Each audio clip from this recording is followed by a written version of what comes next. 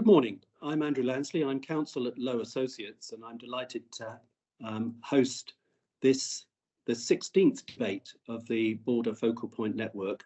And this is on the crucial issue of how can cross-border risk and crisis management enhance European Union resilience. We're delighted to have such an excellent panel of speakers this morning and look forward to our many participants joining in the discussion. There are two ways in which, as participants, you can join in. The first, which I'll introduce shortly, is through our two polls, which will ask you questions, firstly about the obstacles to disaster risk and crisis management, and then subsequently about how we can most effectively enhance our management in EU border regions for disaster risk and crisis management. Also, during the course of our discussions, please use the chat to place questions which I can use with our panelists to inform the discussion. And also very often our speakers and others add in the chat references and the like that people can access. And we follow up the discussion this morning through the chat as well. So you're very, very welcome this morning. A fantastic panel of speakers to be introduced in the first instance by Simona Polova, who is the Deputy Head of Unit for Interreg, Cross-Border Cooperation and Internal Borders at DG REGIO. We at Lowe Associates are delighted to support DG REGIO and the Border Focal Point Network. Simona, would you please introduce our subject today? Of course, thank you, Andrew, and good morning. It is my pleasure today to open this Beyond Breakfast debate on behalf of DG REGIO, indeed, which will deal with cross-border risk and crisis management.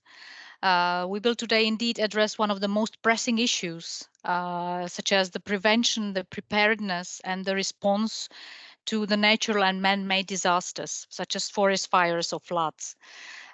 We clearly, in the last years in Europe, we are experiencing more and more severe disasters due to climate change. For example, in 2022, there was a record wildfire season, if I may call it like that, and that was particularly harsh for many European member states. But there are also, of course, other risks, such as cyber attacks or future pandemics or risks linked to nuclear energy and many others that we need to care about. And this makes our joint coordination and preparedness and response to these risks, of course, more urgent than ever, because all these risks, by their very nature, they defy the national borders, and therefore what we need is cross-border approaches, cooperation in the disaster risk management. And this is, of course, very much reflected in all what we do through the Interreg programs. So the European funding, for example, in 2021-2027 Interreg programs, we will invest more than 1 billion euros in joint projects for climate change adaptation. Apart from the investments that we do through Interreg programs, we are also supporting cooperation through beyond funding measures, such as border focal point that we have. And in this context, we are finalizing together with our colleagues from DG for European Civil Protection and Humanitarian Aid Operations, and Technopolis Group, we are finalizing a study on cross-border disaster risk and crisis management, which we are going to present you today. The study is actually part of the European Parliament pilot project, and it's part of our efforts, overall efforts to enhance the resilience of cross-border regions on the long term. And the study identifies the risks in border regions as well as tools, and namely the gaps that are affecting cross-border territories in their risk management. It will also provide recommendations on how to address such gaps and best practice examples. But we will hear more about this from Ruslan, who is our panelist as well. So without a few further ado, because disaster risk management is an extremely important topic for all of us, let's go into the debate, and I wish all of us a fruitful discussion. Thank you. Simona, thank you very much indeed. Let's also give all the participants a chance to tell us their views in the first of our two polls. The first is ask the question, what is the biggest obstacle for cross-border disaster risk and crisis management? And offers a number of options. A, differences in risk identification, assessment of exposure and impact on both sides of the border. B, differences in legal frameworks and administrative processes that hinder joint disaster and risk management. C, lack of cross-border teams or mechanisms for prevention, preparedness and response. D, insufficient cross-border data sharing. And E, insufficient training of operational units and coordination gaps on cross-border disaster and risk management. Do please take the opportunity in the poll over the next few moments to tell us which of those you would say are amongst the biggest obstacles to the effective disaster risk and crisis management. Can I just remind everybody attending that if they wish to raise questions and perhaps offer comments or useful references, do please use the chat. Simona rightly referred to this important study, Strengthening the Resilience of EU Border Regions, Mapping Risks and Crisis Management Tools and Identifying Gaps. And we're delighted that Ruslan Chekhov is with us from Technopolis, Principal Consultant at Technopolis, with a wealth of experience in this area and has been involved directly in that study. Ruslan, would you please give us some highlights or information about the study, the forthcoming publication? Thank you, Andrew. I'm sharing my screen. Can you see it? Thank you, I can, yes. Are you able to go to a full screen on that one? Yeah. Yeah, perfect. Thank you very much. Thanks a lot. I have 10 minutes to present a study that that we've been carrying out for the past 1 year. So there is indeed a wealth of information and analysis, which of course I will not be able to present in 10 minutes, but I hope that I would like to that I would be able to trigger your appetite or your interest to consult the study when it is published. So first of all, it is implemented by Technopolis Group with the Italian Center for the Climate Change Center for the Mediterranean and DG REGIO.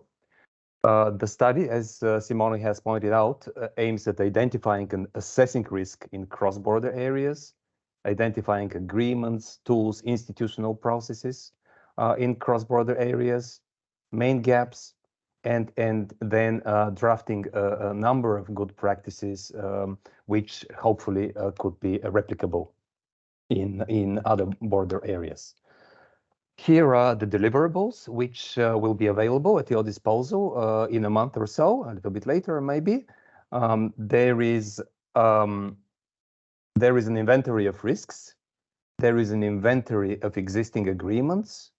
There will be a separate deliverable with analysis and gaps and related recommendations, and the set of good practices.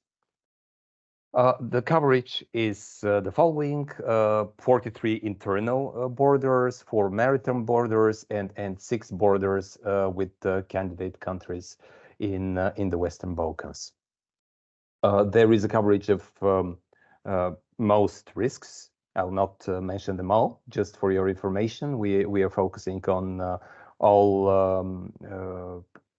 around 10 risks of different natures.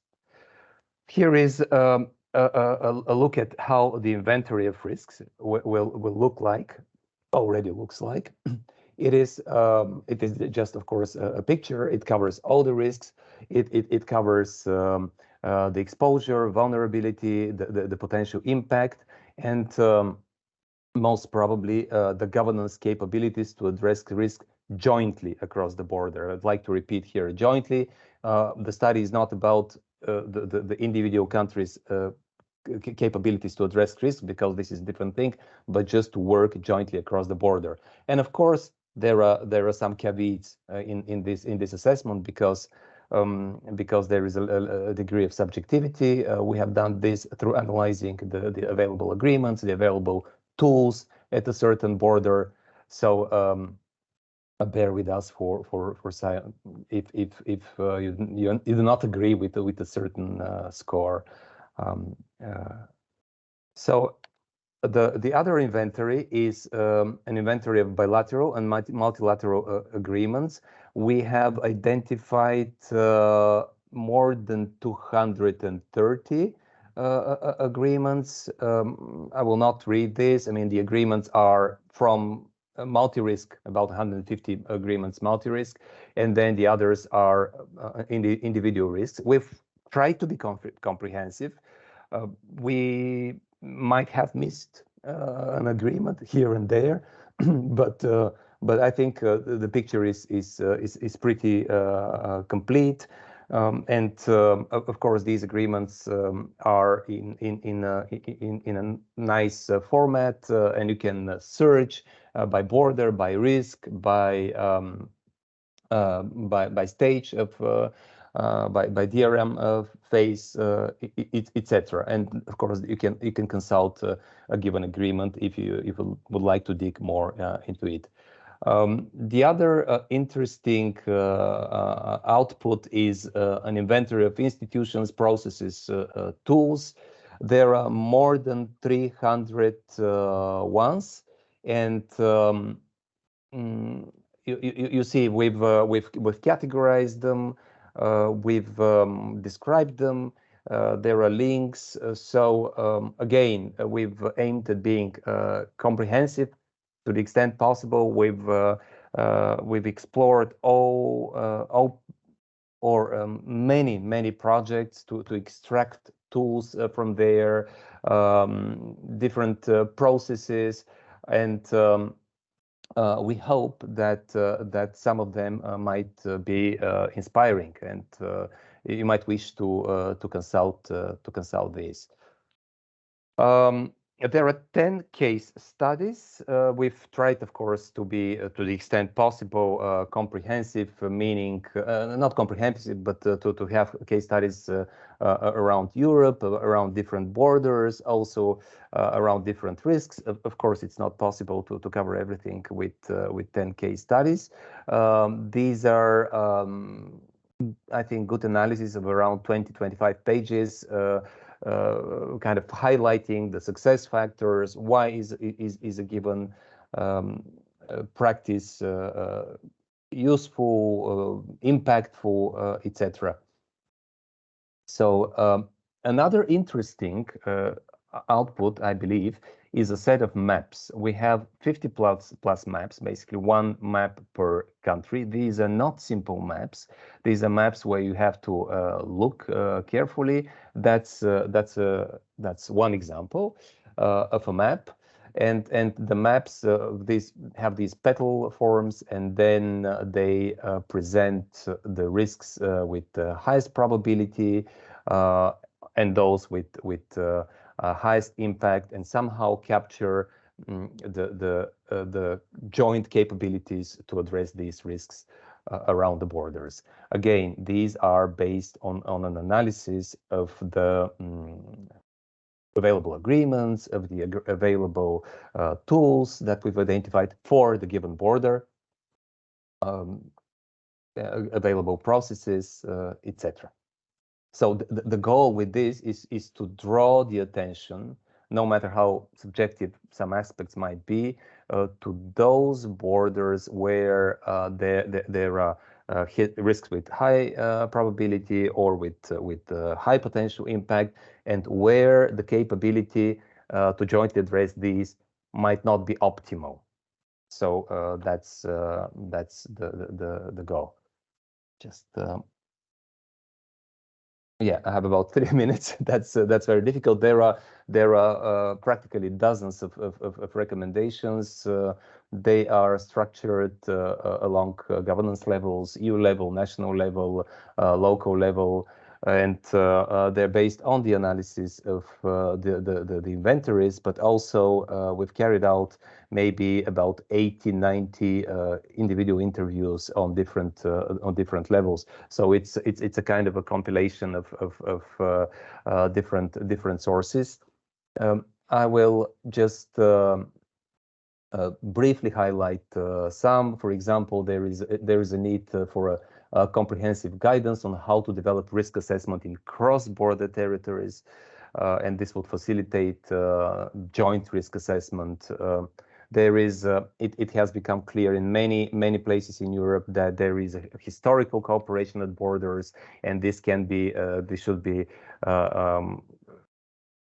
this is a means of further enhancing local and regional preparedness and response, and should be leveraged by the European level and by the national level. Of course, the macro-regional strategies can create a synergetic effect, and then work with other legal and institutional framework to strengthen further cross-border cooperation.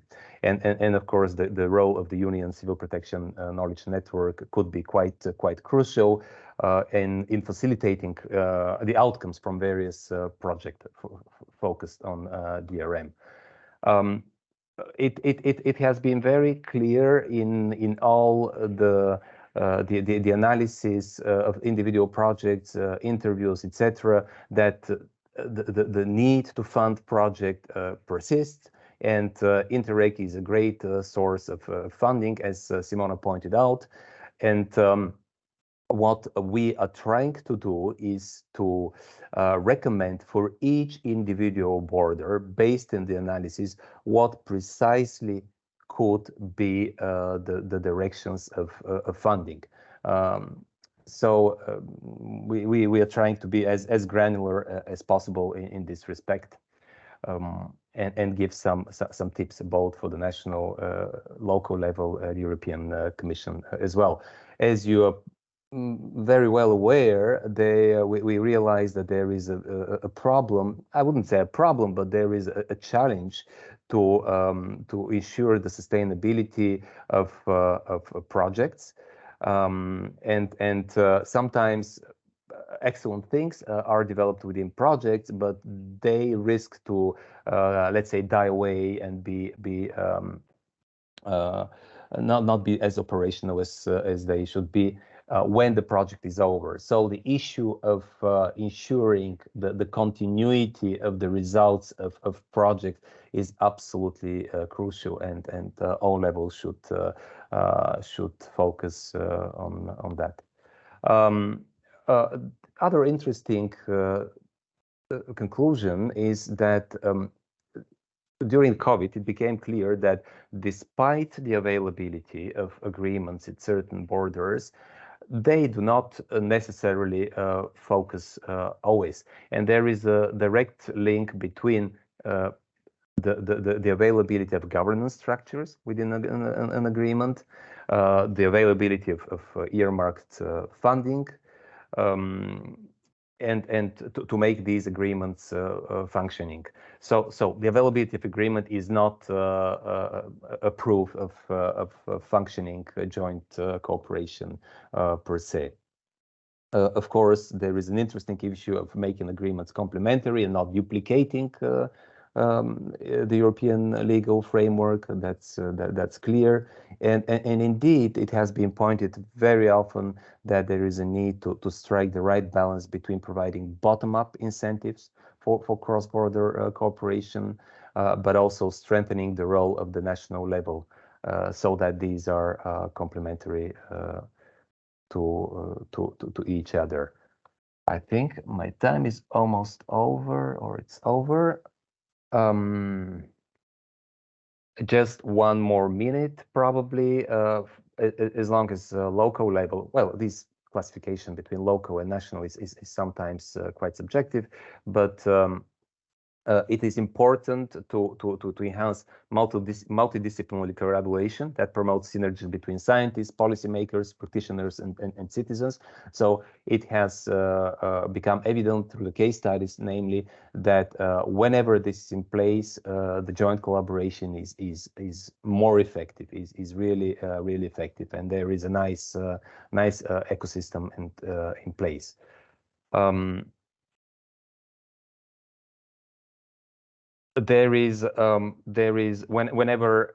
there are these trilateral borders, when possible, the projects should be trilateral. This enhances the joint cooperation, and also we should pay attention to a strong NGO network for disaster risk management in border areas, which of course should be supported. I think my 10 minutes are over. Thanks a lot, and I'm looking forward to your questions, and hopefully you will soon be able to consult the full studies and the full inventories online. Thanks a lot. Super. Thank you very much, Ruslan. Thank you for that that insight into the forthcoming study. That's really useful, and you'll join us in the panel, and we will pick up some of the questions that are presently in the chat. Can I just take the opportunity to feedback on the first of our two polls, which has tells us that our participants feel that differences in legal frameworks and administrative processes that hinder joint disaster risk management is the predominant obstacle. Interestingly, differences in lack of cross-border teams appears, but to a lesser extent, cross-border data sharing is also instanced by a number, and to a lesser extent, insufficient training of operational units. Nobody felt that the differences in risk identification, assessment of exposure and impact was the principal obstacle. So that's telling us something about the challenges that are being faced. Let's hear about one specific example of cross-border cooperation, that is in Greece and Bulgaria. I think Konstantin Michailidis is on our call, but he has very kindly put together a video for us. So let's just look at this video about cross-border flood protection in Greece and Bulgaria.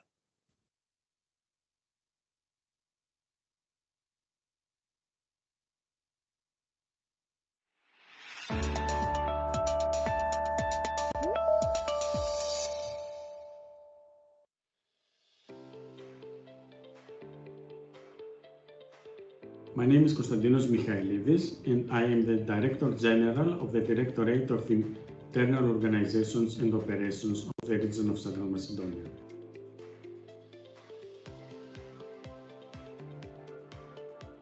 The geography of the cross-border area, such as the existence of significant mountains and large rivers, combined with the climate change, can lead to the occurrence of extreme weather phenomena. If the heavy rainfall takes place in Bulgaria, it may affect Greece as well, since we share common river basins. Therefore, border regions have to cooperate with each other in order to efficiently mitigate risks and natural disasters.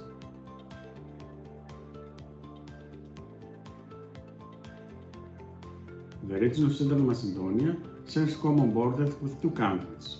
Therefore, the cross-border cooperation is of great importance to us.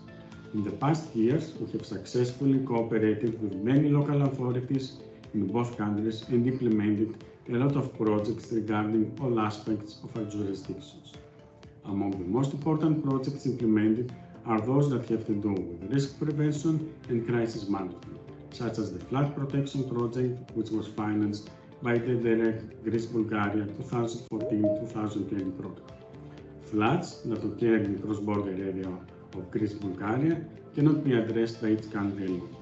The cooperation of the agencies involved on both sides of the borders is required, and we, as the region of Central Macedonia, we are very happy that we have cooperated with 4 regions from Bulgaria, the regions of Blagoevgrad, Kardzeli, Haskovo and Smolny. Through this cooperation, all partners upgraded significant technical infrastructures and provided specialized equipment to the fire brigade and to the civil protection units of the area, so for them in order to act promptly in case of flood phenomena. Thank you, Konstantinos, and a very useful example of how the cooperation is being pursued there in between Greece and Bulgaria. Can I just launch the second of our polls, looking positively to what may be the measures that can most effectively enhance the management of disaster risk and crisis management. There are 5 options. Please choose all of those that you think most effectively enhance. That is increasing funding for cross-border risk and crisis management projects, increasing funding. B, enhancing cross-border training and capacity building for those involved. C, ensuring mainstream solutions for cross-border disaster and risk management beyond the Interreg framework. D, implementing a European Union legal tool to solve cross-border obstacles in crisis management. And E, improving cross-border governance for joint disaster and risk management. So 5 options there, please, to look at. Now, let's move into the presentations leading us into the panel discussion. Delighted to have Brigitte Snoren with us, who is a policy officer from DG ECHO. I wonder if you, Brigitte, if you would tell us a bit about how your Directorate General can work in cooperation with border regions to tackle disasters. Yeah. Yes, thank you very much, and delighted to be here and to see such a great audience with us. Let me just show you first a few slides to explain the civil protection area. Oh, wait, this is wrong. Guide, where is it? There is the right button, then it's better. So a few words first on civil protection in the European Union, as not all of the participants may be familiar with it. The European Civil Protection Mechanism comprises all of the member states and then participating states, which you see on the map. And the countries can, among themselves, but also countries elsewhere in the world, can call on this mechanism to provide assistance when disaster strikes and their national capacities are overwhelmed. And then the network, the Commission here, the services in the Commission coordinate the collective response to large-scale disasters. But of course, for the topic of this debate this morning, it's very important to underline that the immediate cooperation and show of solidarity among border regions is very important, not awaiting situations to get overwhelmed. Rapid intervention is key to avoid the escalation of a disaster like the wildfire. The quicker the intervention can be with the help in the proximity across the border in the neighboring area is really very important to avoid that actual disasters develop into overwhelming situations of the national capacities and that really become catastrophic. So, as Simona said in her intervention, there is a clear trend towards more and more complex disasters, and that you see also in the number of times that this civil protection mechanisms was called upon. You see it in the graph. There is a really a sharp increase since 20. Of course, there is the pandemic behind that, but then also the security landscape has dramatically changed with the war in Ukraine and its spillover effects in Europe, and even also the threats now of nuclear, cyber, and etc. So you see a very clear trend to more and more complex disasters. They do not respect geographical or sectoral border, and apart from the hazard as such, we also need to see to have much better understanding of our vulnerability. We have more systems and more interconnections and interdependencies between our countries, and that of course also increases the complexity of disasters and issues when they strike.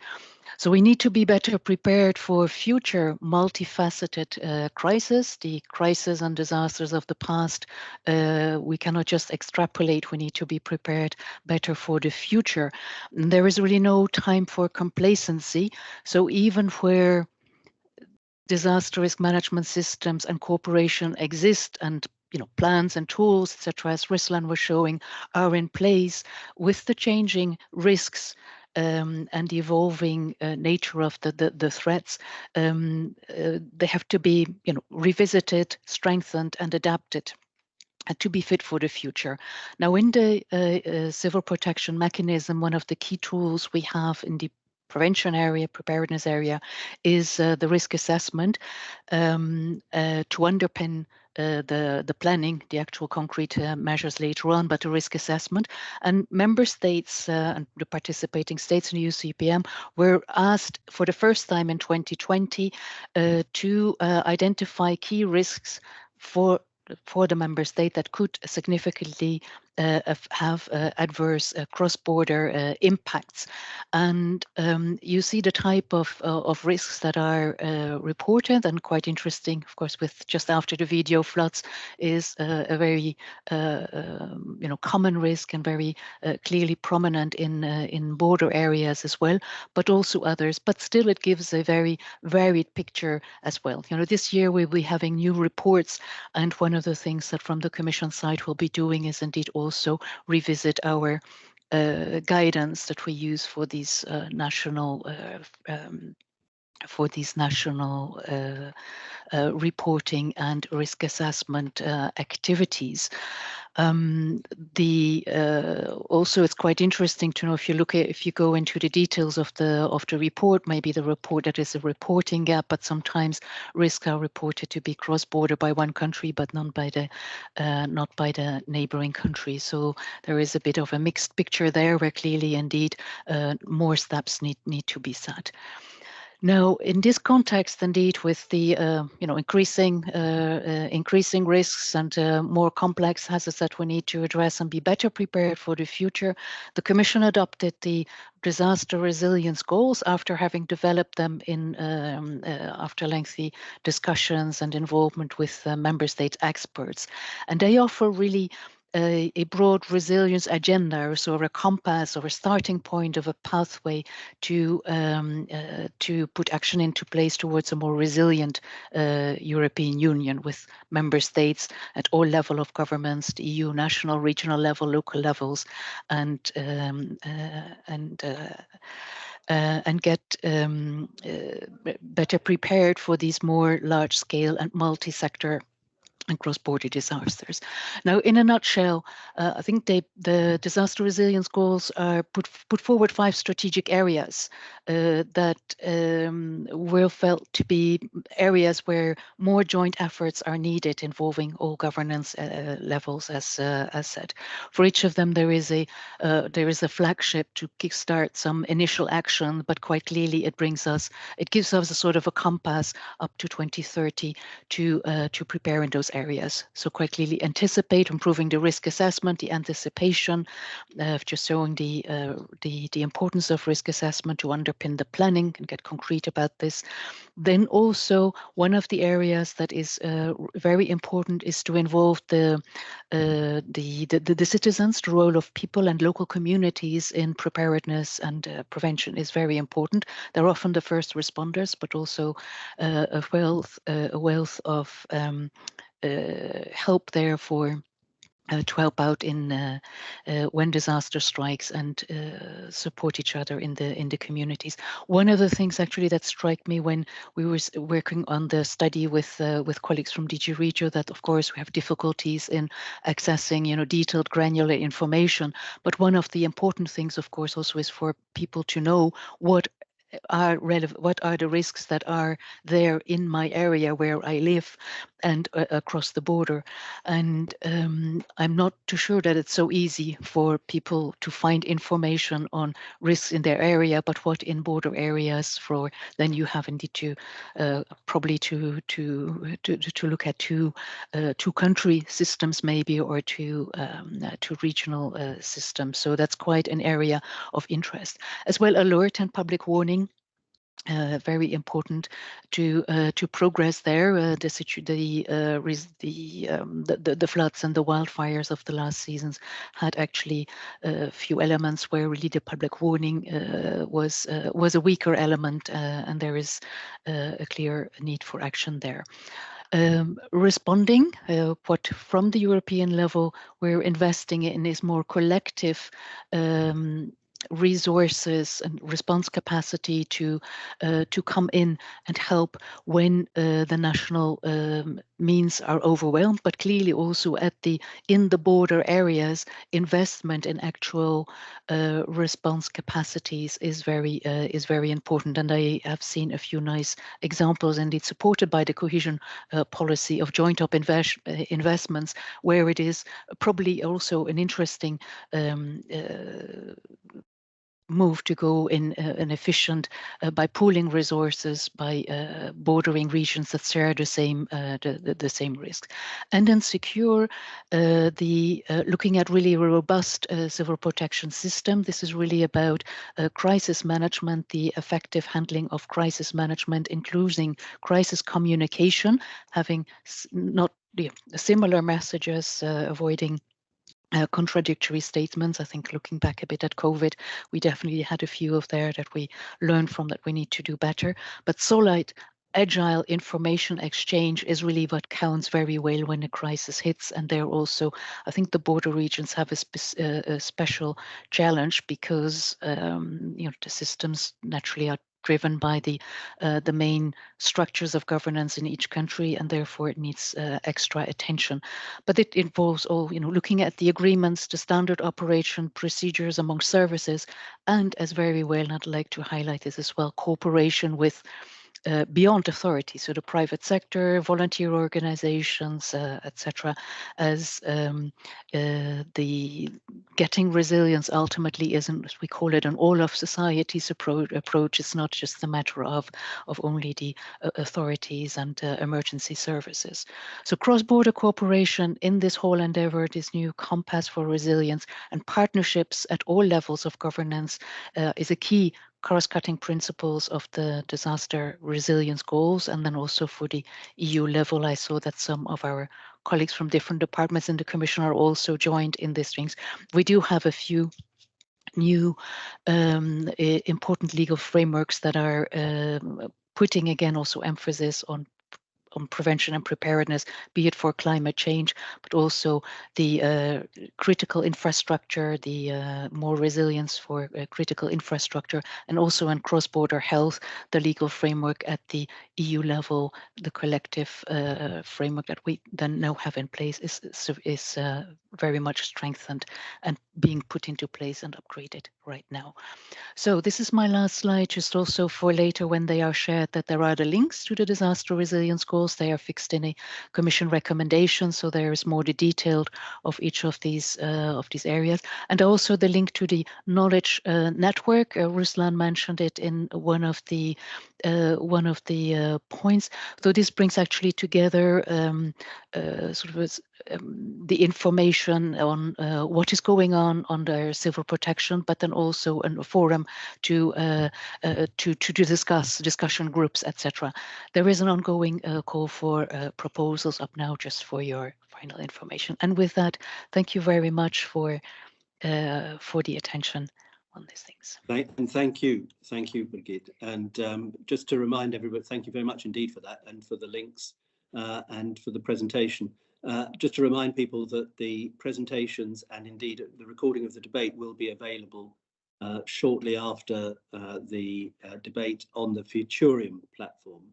Can I just turn also to bring into our panel discussion Marianne Ramekes van Kijk, who is Programme Manager at Regio Maas-Rhine Incident Response and Crisis Management, which very helpfully has a very useful acronym, MRIC.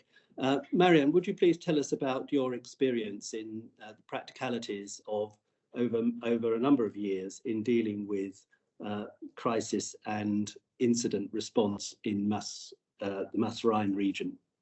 Yeah, thank you, Andrew, for introducing me. Thank you for the invitation. Well, we have fixed cross-border cooperation in the EU region Meuse-Rhine.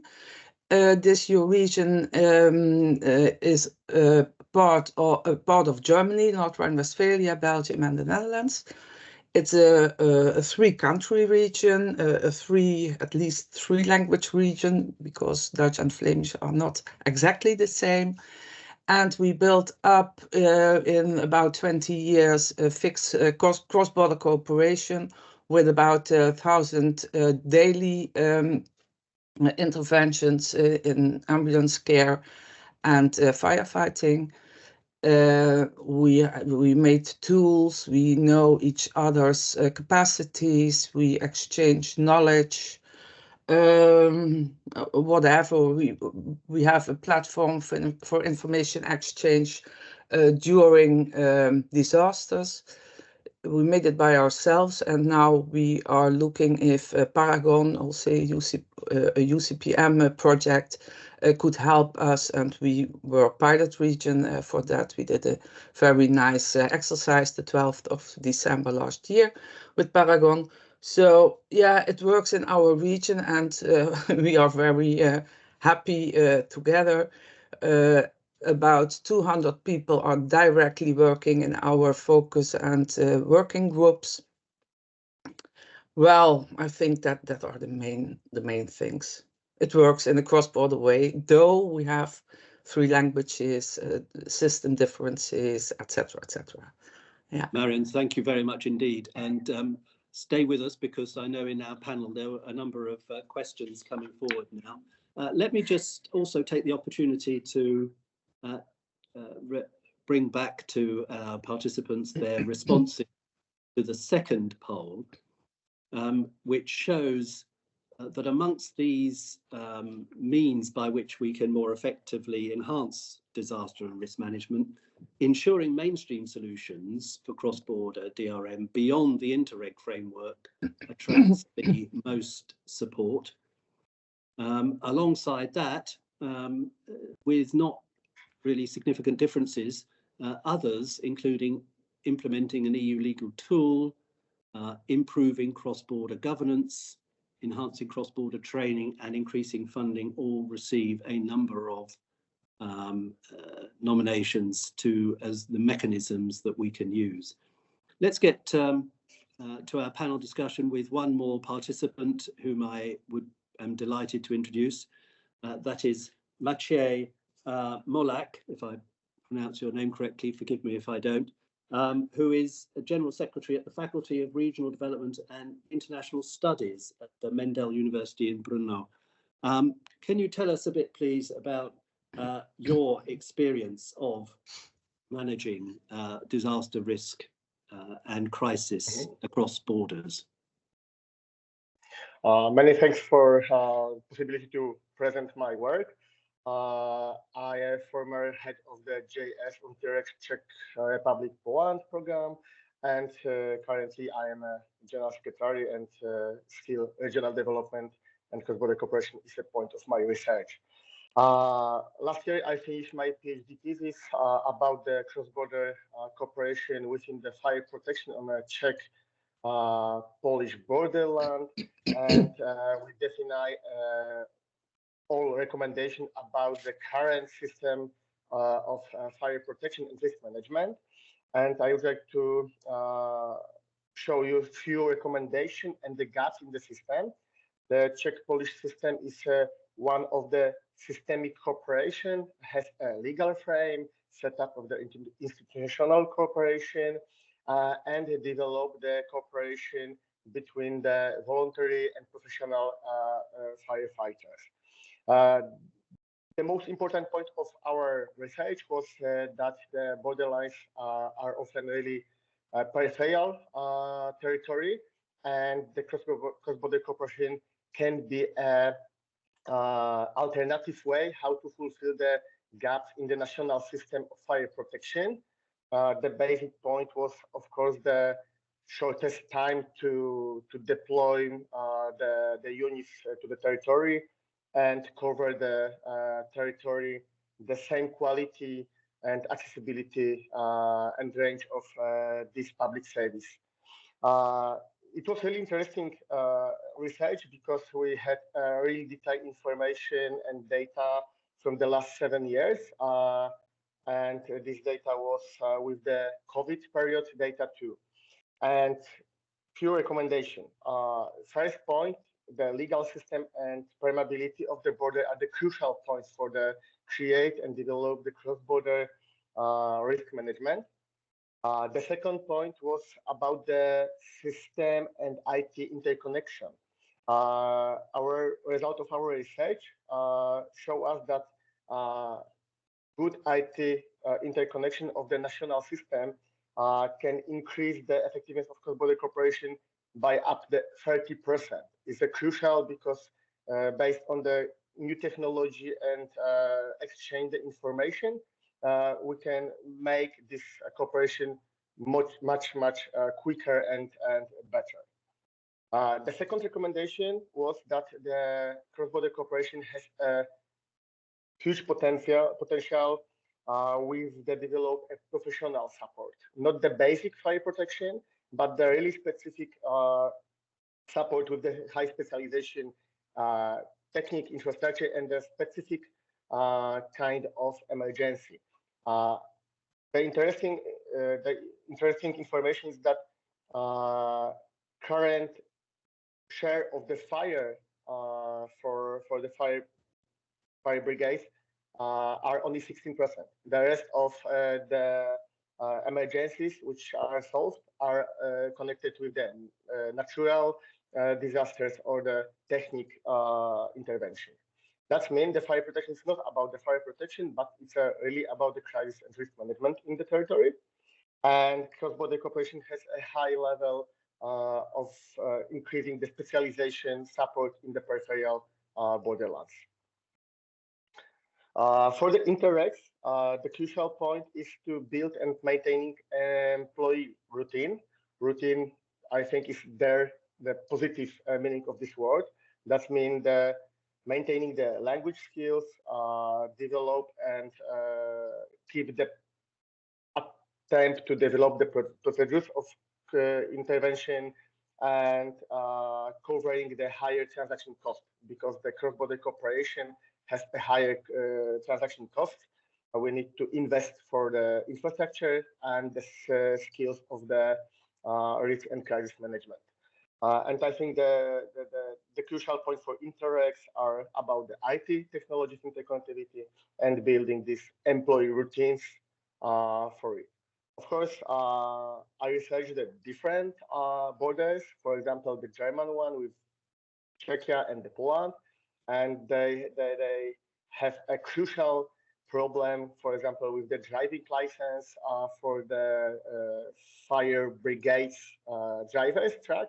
Is a special one in the German system, which are not acceptable within the European Union. And it's a small thing, which totally blocked the possibility to cross the border by the fire trucks and intervene on the other side of the border. And of course, this legal framework and the permeability of the border is a really crucial point for this cooperation. And I think for it, we can think in the future to develop the European cross-border mechanism for jump up this kind of obstacles in the cooperation. Thank you very much, Maciej. And thank you for those very practical examples of how to enhance the effectiveness of your cross-border cooperation. That's really good to hear. Thank you very much. Let's, we have all of our panelists on board and some questions that have come in. I wonder if I could go back to Ruslan with a very simple question, which I think was asked earlier by Clara in the chat. You referred to 61 tools. I wondered if you could just talk us through, when you say tools in this context, what does that mean? And 61 sounds like a lot of options. Do they fall into specific categories? There are 330 tools, not 61. Excellent. Yeah, I answered in the chat, but yes, I mean, these are not only, let's say, guidelines and manuals, etc. But these are also processes. So it's inventory of tools, processes, and institutions. These could be protocols for joint action. These could be working groups. These could be different IT interconnectivity systems, etc. So of course they're classified in a dozen groups or even more. And in my slide you can see how many of each category of tools are available. So yeah, there is a big wealth of tools available. Thank you. Brigitte, I wonder if I could just ask you, in terms of your fascinating description of the processes of anticipate, prepare, alert, respond, secure, the population awareness element you mentioned, and I wondered to what extent do you think that is being used appropriately? How well can that be used? Because there's always some question about the extent to which and the manner in which one involves the population in understanding what the nature of risk is and how they should respond to risk. Yeah, I think indeed one of the aspects is where there's a bit more reservedness is on giving all of the details of, say, nuclear or security related risk. I think there is really, but I think for the population to be aware, it's very important, and I think it's also very much recognized by regions and by member states now that this is really something to work on. And we actually we actually had the results of a recent Eurobarometer to monitor a bit whether people themselves think, are we more or less aware of it? So we're making a bit progress, but not to the extent that we would have wanted. Now, why is it important? Is because of, first of all, so that at least the population can be aware and then take action themselves in your house, whether you are in a flood risk area or not, that you are aware of also what you can do. Sign up to alert systems. In some countries, there are different systems that you can sign up to. Now, that needs a first basis for the citizens to be aware and to have a basic understanding of whether you are and what could be affected by this risk, and then take some actions. There could also be then follow up more structural measures, of course, like in the area for floods, that you think about, having some measures in your home. The basement is normally more subject to flooding, so having take some actions there that if a flood strikes, still then that the damage is not so big. So it's very important, because indeed, and also and I think Marianne and Maciej maybe complement this answer on it. But certainly authorities will come to help if a disaster or a risk strikes. But ultimately, as a citizen and the community around you, your family and your friends, you're the first one. It's really the first minutes, the first hours. And when things get big, like big things, then it's or when there has been a hurricane, even to access some areas may just be physically very, very difficult. So I think also there's the realization, I think, a need on that. Yeah, we're very well organized in our new modern societies and with internet, etc. But a situation of a disaster, you're really the first one with the people around you that and where the action is crucial.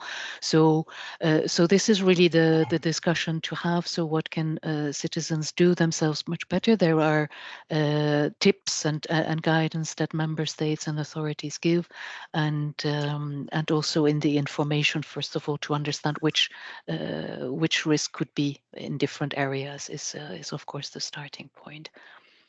Very good.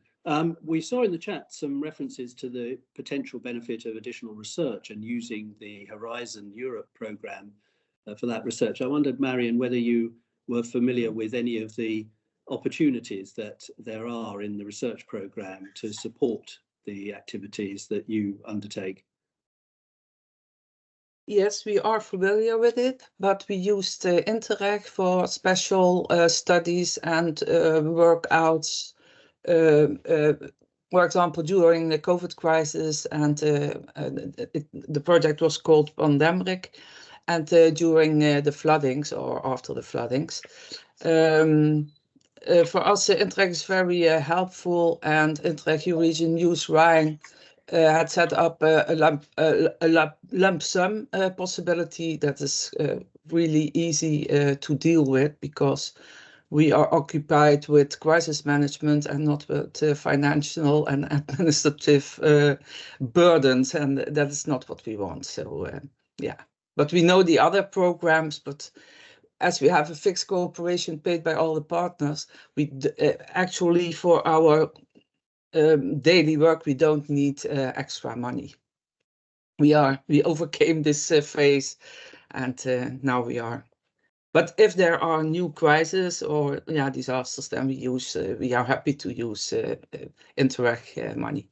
Yeah. Thank you very much. Time is against us, but I do want to come perhaps back to Simona for if you have particular points that you want to make, Simona. But I wondered in particular, looking at the response to our first poll, there was a question about legal and administrative obstacles. And of course, B Solutions gives you a mechanism to try and deal with those administrative obstacles. And I wondered if you wanted perhaps to offer any additional remarks, but also tell us a bit about the B Solutions processes.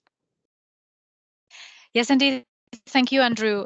Just to remind that indeed we have at our disposal the B Solutions initiative, which basically offers an expert legal support to the regions and to the cross-border actors in order to analyze a specific situation where these administrative and legal obstacles are hampering cooperation, for example, in the disaster risk management. And we do have some examples from some regions, for example, on the Spanish-Portuguese border or on the Austrian-Italian border, but this is also a call to all of the participants to this debate to do not hesitate to apply to the call for B Solutions, and because that can help you as well to put in place some of these agreements and cooperation frameworks needed to have efficient cooperation. Simona, I just wondered also there was a reference to the look to mainstreaming solutions beyond the Interreg framework. I wondered how will you see that thought being taken forward on behalf of our participants? Well, we will, of course, definitely take the results of the work that we are doing together with our colleagues from DG ECHO, and this will be used for the overall design of our policies. Namely, now we are in the middle of the process of reflecting on the policy post 2027. So the next programming period, we are starting to consult the stakeholders in order to be able to shape the policy, and this important outcomes of our work on the disaster risk management will definitely feed into that kind of reflection. So this is definitely there on the agenda. Thank you very much. Can I thank you for that, and also each of our panelists. Can I thank Ruslan in particular for giving us that insight into the forthcoming study. I think there will be a lot of people who will be very interested to take that up, Ruslan, and not least your maps, which, as you said, will repay very careful scrutiny. So we're looking forward to seeing that. But also thank you to Konstantinos for his testimonial, to Brigitte for that excellent presentation, to Marianne and to Maciej. All of our panelists given us very useful, informative insights. Do be aware that there are many of the links to the presentations and indeed to some of the issues that were raised are available through the chat. The debate continues on the Futurium platform, so do please use the Futurium platform. And please, everybody, be aware of the opportunities for working through the Border Focal Point Network on that platform.